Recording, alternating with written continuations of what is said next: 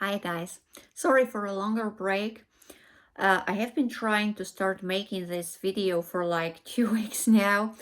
Uh, I'm not sure whether I was procrastinating or I had to think it over, but I guess I'm ready. It's gonna be a little bit more complicated and difficult from the perspective of mind, but it's not gonna be about mind. It's not really psychological this time. It's more like spiritual, but not like spiritual woo new agey stuff and so on. So don't worry. I'm not going to sell you anything like that. Let's start. So, let's start harsh. You are not your mind. So what are you? Yeah, this is exactly what we are going to talk about our mind. When we say mind, we usually think, and again it's a keyword, think of stuff like intelligence and so on. Not really. Mind thinking, usually overthinking, but not like thinking in this positive way that you are creative, you invent something. No. This thinking, toxic thinking, overthinking, ego, Maya. Do you know the word Maya from usually Indian spiritual teachings, like from Sanskrit and so on? Maya is the illusion, and it's illusion of self. So what is the self? Who are you? Nowadays, we actually do not know who we are. We do not know who we are, why we are here, where are we going, and so on. So we get like stuck to our false, illusional identities, which we build over years, which we, really take care of, and we get stuck like this chihuahua to its favorite toy or something which is not its favorite, but it's like that. So when you meet someone for the first time in the street and you ask them who they are or what they are, you'll hear the whole story, the whole definition they have built around themselves. So they will share their jobs, professions, like someone is a doctor, a lawyer, I know, a shop assistant, CEO, wife, husband, uh, Liverpool fan, American, German, and so on. And we're totally attached, uh, especially to those roles that we take and that we see as ourselves, as our identities. So someone is a CEO, someone is a shop owner, and so on. Someone is husband, wife. And you know why these identities actually false are? Oh my God, I used I'm sorry, I use a German syntax in the sentence. Why do you know why these identities are false? Because you know what happens when we lose them? Exactly. It is like the end of the world. Our world collapses. It's like the end of everything. When someone has been identifying themselves with being a CEO, with being someone, with being wife or husband and so on, and suddenly their company goes like bankrupt. Uh, they lose everything. They get divorced. Sometimes somebody dies or something like that. The whole world collapses. They have nothing. They have nothing. And then people exactly tell you, I have lost everything. Because, for example, they've lost their job. They have been working as a lawyer for the last 30 or 40 years, and suddenly something happens. I know, a kind of a mistake they have made, and they have their license taken or something like that. Or, as I said, someone has been a CEO and their company goes bankrupt, or they go bankrupt, and they say, there is nothing left. I've lost everything. There is no future, there is no now, and so on. Is it like that? Have they lost everything? You know, in some situations like that, their families come to them. You know, let's make this a hypothetical situation.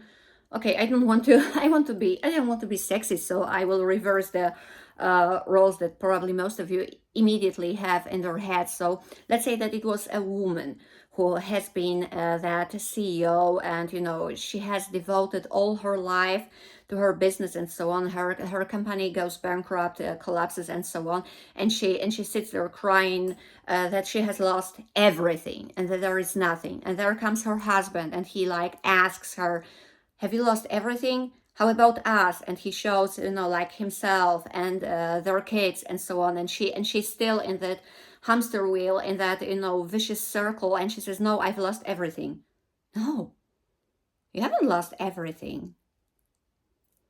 You still have your self, this self, and another self which is inside. We're gonna talk about it. You have your family, you know, the whole world around, and so on. You've just lost the illusion. You have just lost the illusion in which you have been living for your whole life. And sometimes we need to lose that illusion. I can tell you that I was in the same situation. I don't know whether it was that hard for me. Probably for the first time when everything collapsed, it was that hard, and I got used to it. But I was in such a situation that first I lost my company. You know, I invested all my money in that company and so on, and then due to various factors, it went bankrupt, and at the same time, I was getting divorced. I had to move out of our apartment and so on. Then I, I think it was that for many years I worked at university as a teacher and researcher, and I identified myself with those roles totally. I called my university, I called my workplace, actually my home, and people there, my family, and so on. Which I'm not saying is completely bad, because, for example, I loved my students. I love a lot of them till today, and they know it, and they know it because we like text each other. We're active on social media, watch our stories, reels, comment, and so on. And I love those guys. And I'm so grateful that I'd met them. But, calling your colleagues and workplace home and family, it's not that thing. No, I've devoted all my life, every single minute, every single second thereof, to that work and so on. And, when somebody asked me who or what I was, I always replied that I was a researcher. I was a teacher. I was a translator. I was a phonetic specialist, and so on and so forth. It was my whole definition. And even though I saw it and I knew it, that the world was already collapsing due to various factors, and it did not make any sense at all to continue that job, I got stuck there. I didn't want to leave. So at some point, the universe had to decide for me and, separate me. The word separation will also be important. Separate me from that place. And, I had thought it would be the end of the world. And you know what? Actually, nothing happened. Of course, yeah, it was fun. It was a great thing to work there. It was a great thing to meet people there, and so on and so forth. But some other places, other jobs, other people were also great and valuable, and gave me a lot of satisfaction and some kind of pleasure, earthly pleasure, to work at, and so on.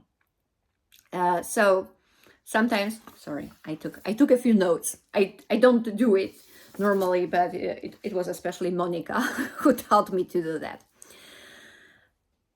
So the question is, when you lose your identity, when you lose that illusion, will you stop to exist? No, because as I said, there are some other elements of your world, of your reality.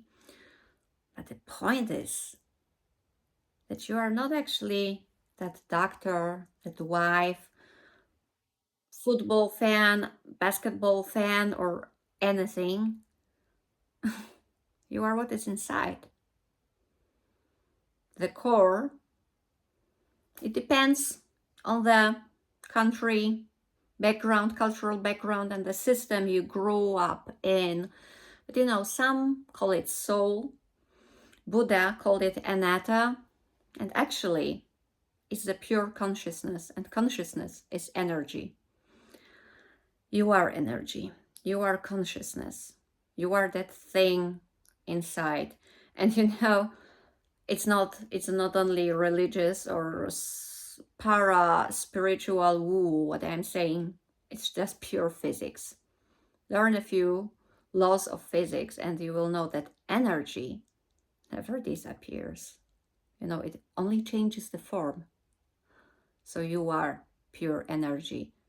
And that energy cannot disappear and cannot be lost. But when we start talking about soul, consciousness, energy, and so on, we often have this problem that people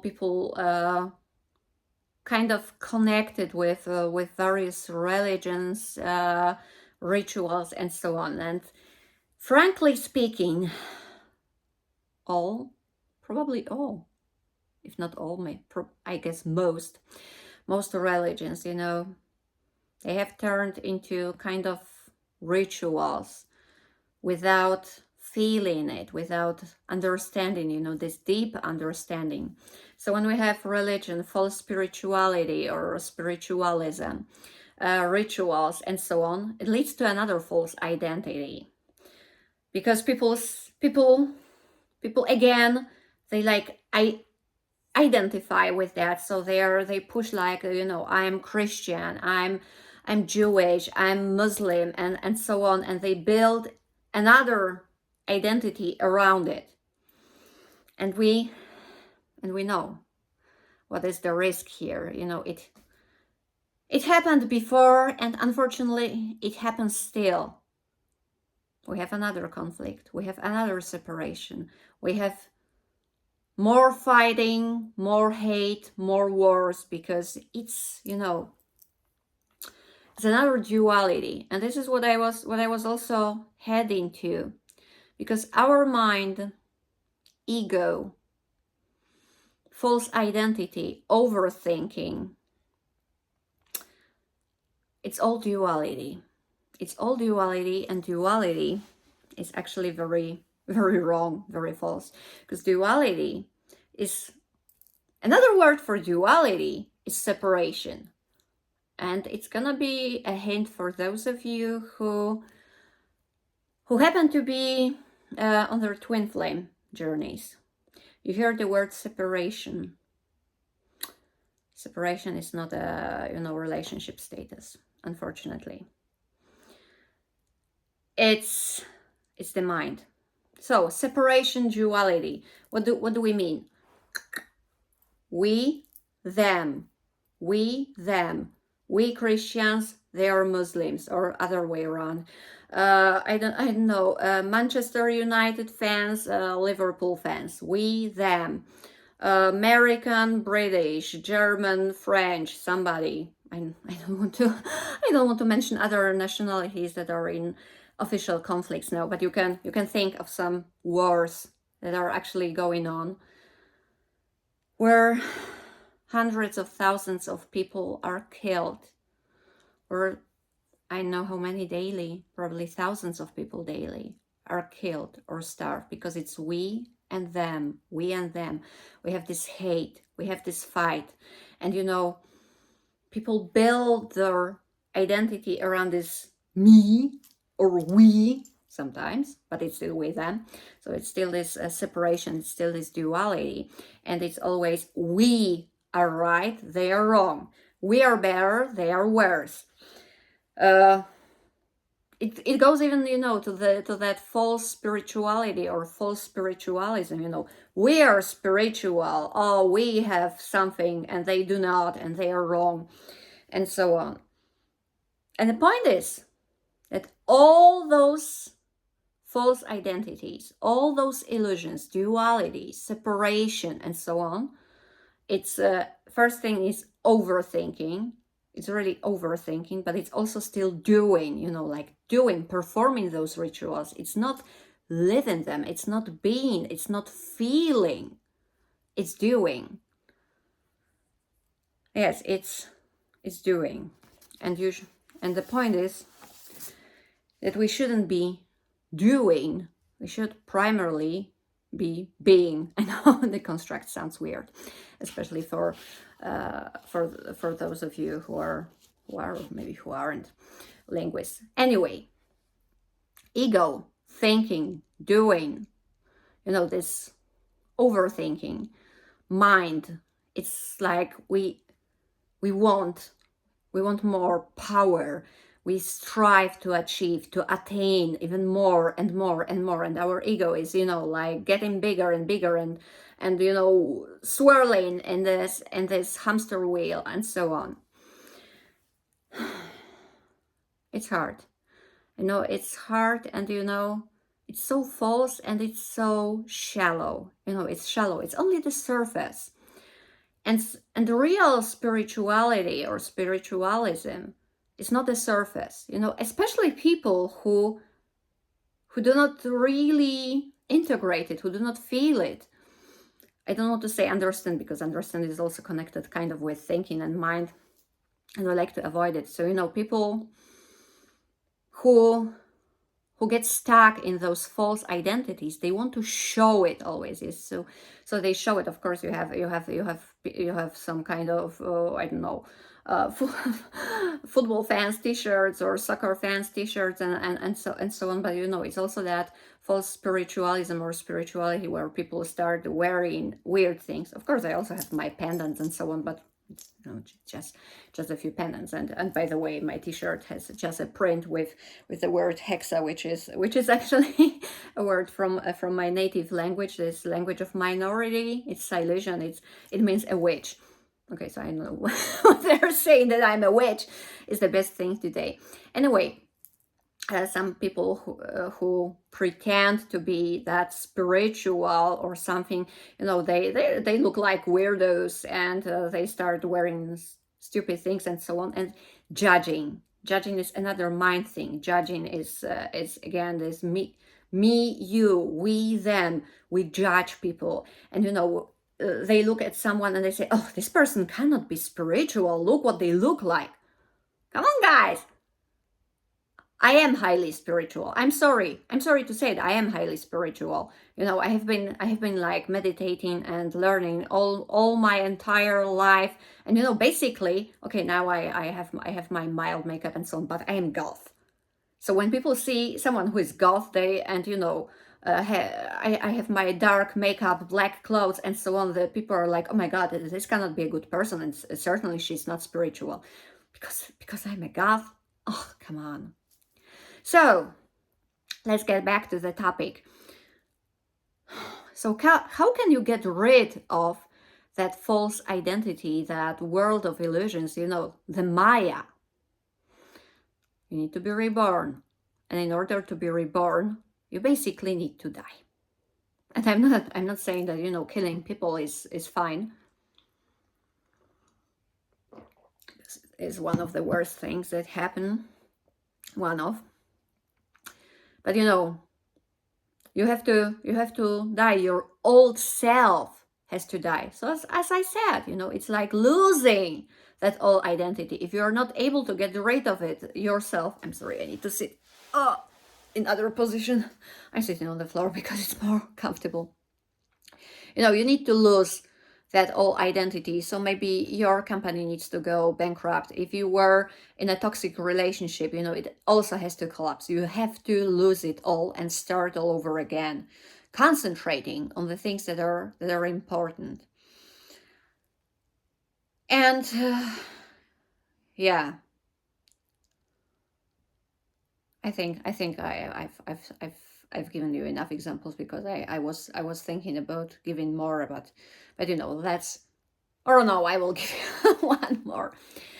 As I said, yeah, spirituality, meditation, reading various books of various authors from numerous countries. It was always part of my life, but at some time I got into that separation. I got into that separation. I got into that false identity and so on. I stopped doing it.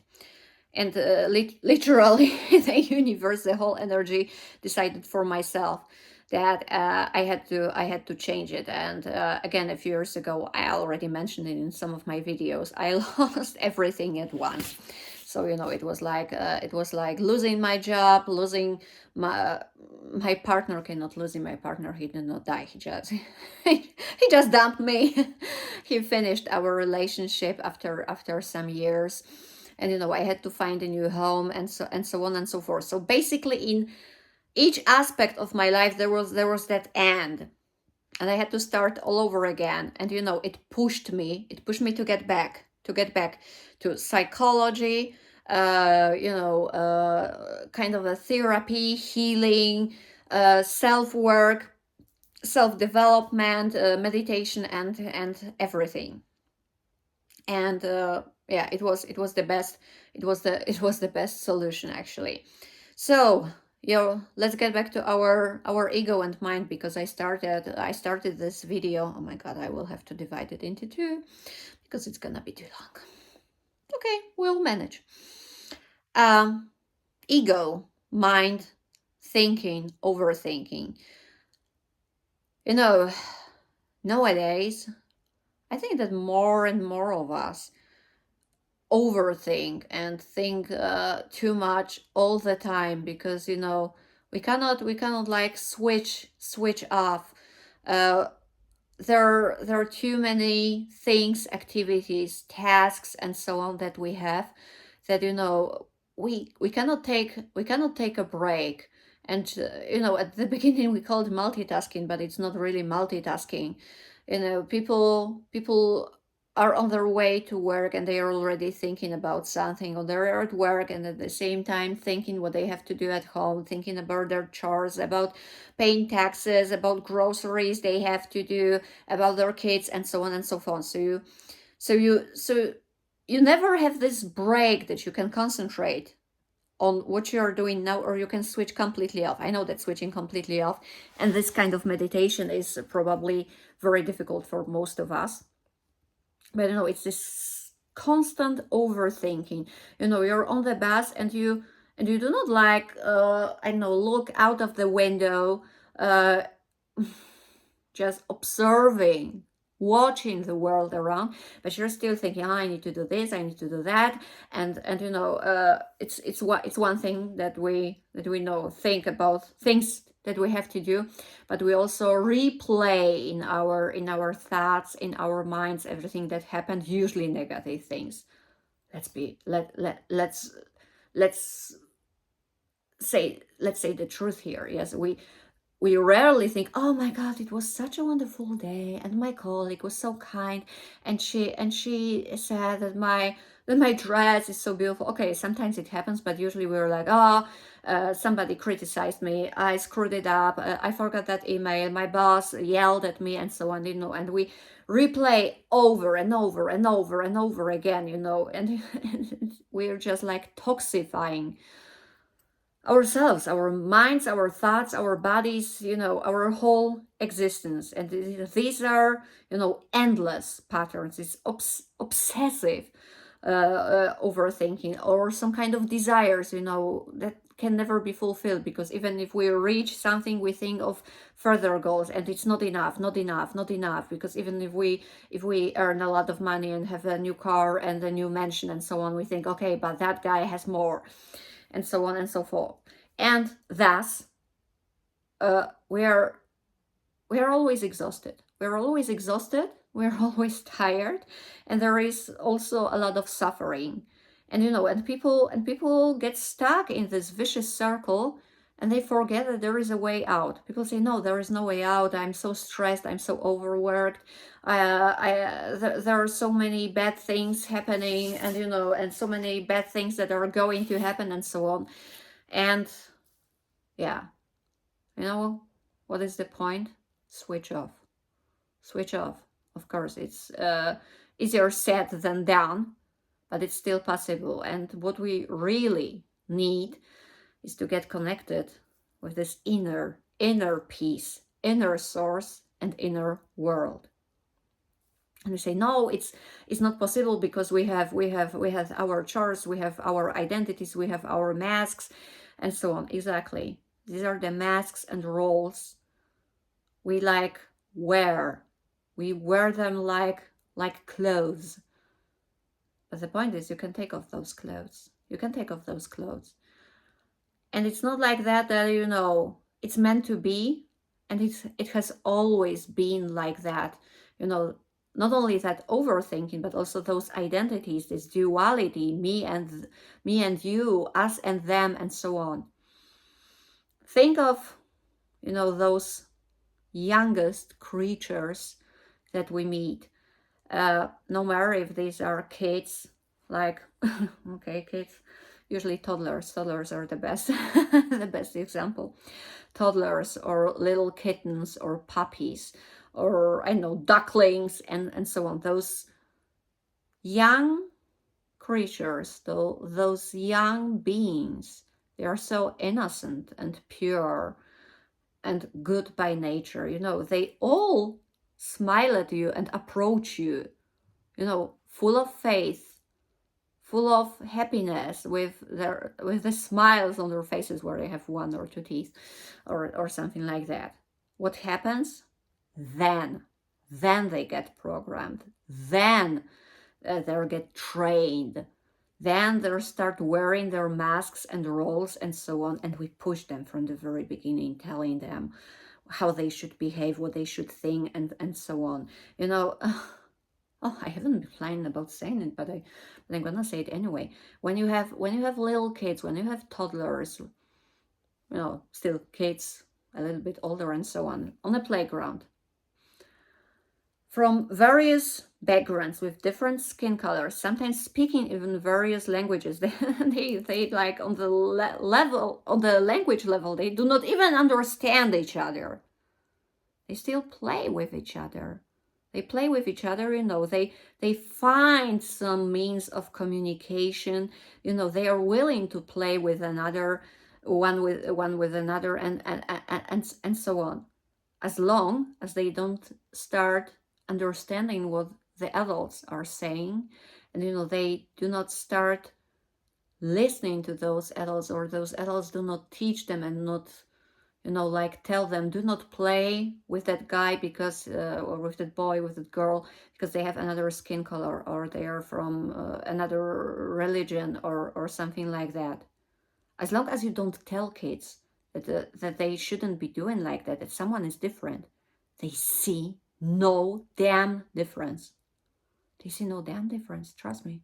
And there are some books, there are a lot of stories, and from the times of World War II, when little kids, little German kids and little Jewish kids were playing together, and then their parents discovered it. Or you can see a lot of posts on Facebook, on the internet, where people post pictures of their kids, and there is a little white skinned girl with blonde hair, and another girl who has dark skin and kinky hair, and so on. They're wearing the same kind of a t-shirt, like with Frozen, with Elsa from Frozen or something like that, and their parents write like, my daughter has just come to me and told me she has found her twin sister on the playground or in the mall. Because kids don't see those differences. They don't see that duality. There is no separation there.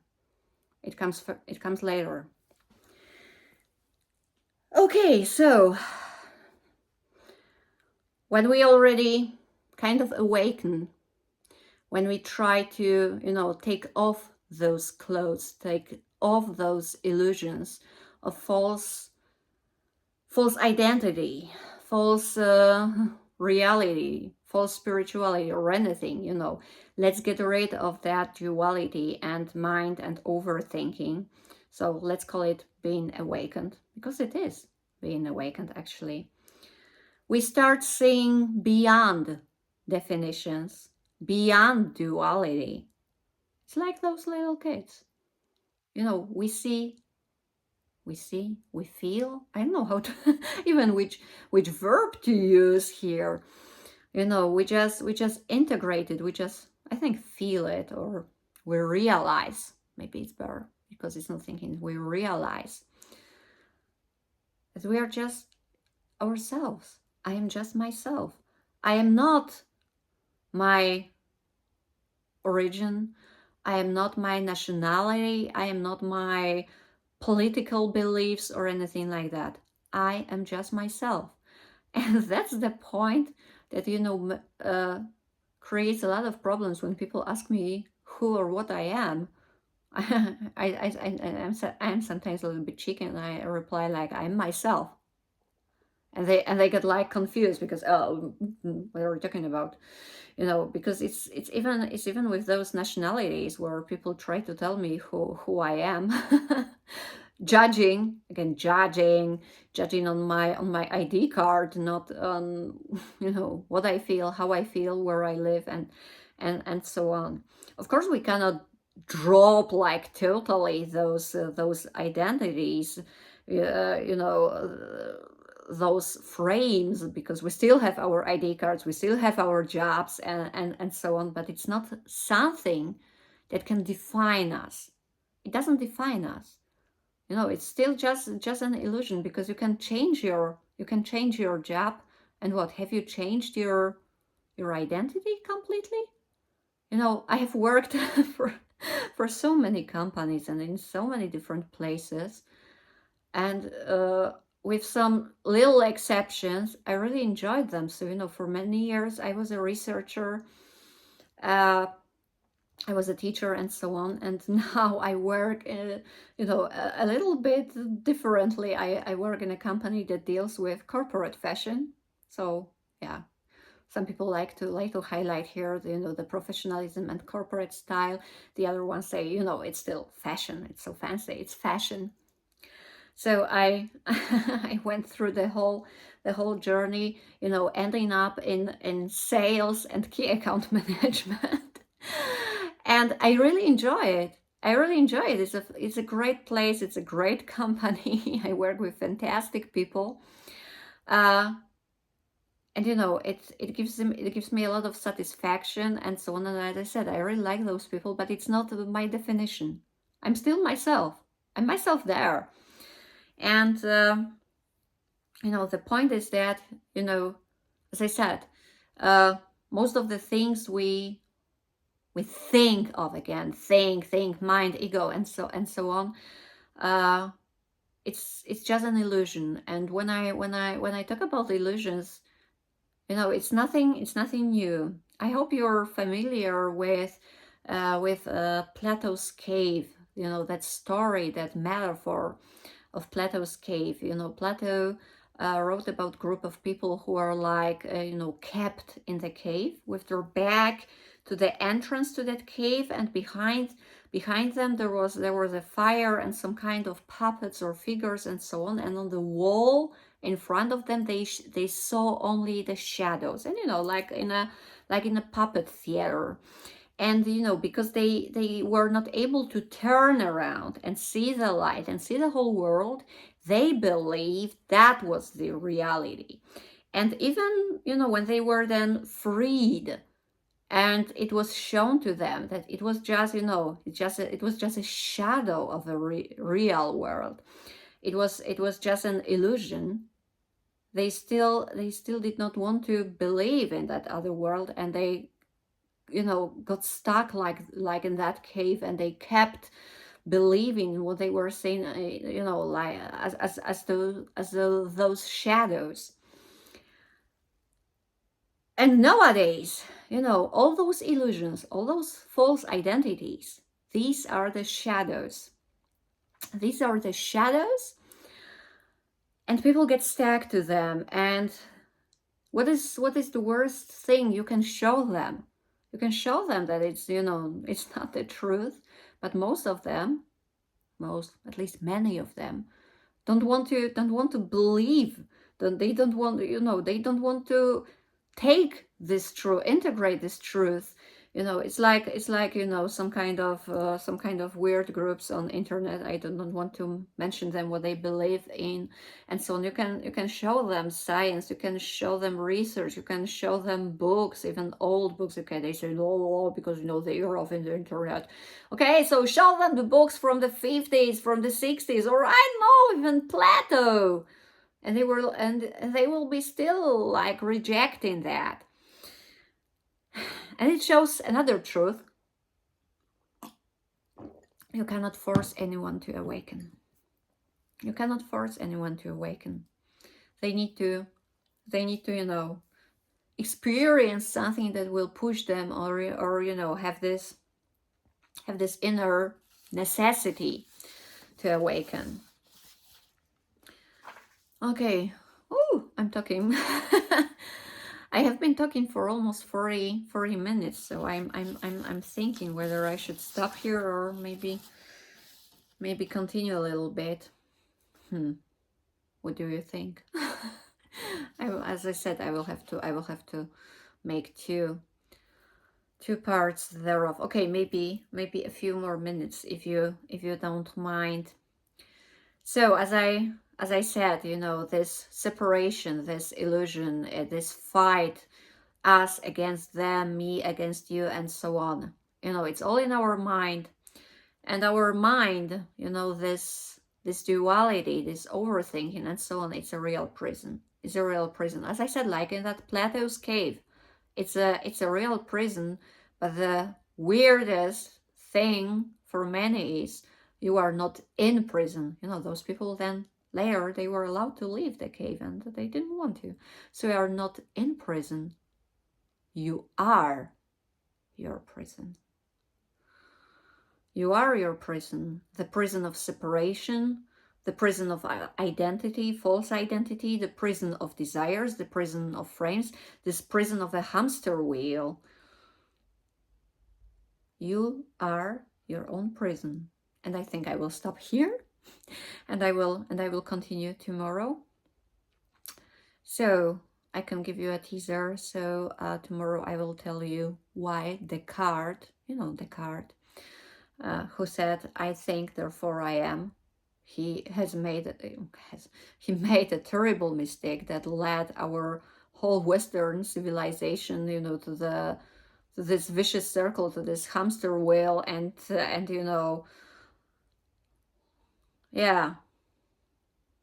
changed the whole history.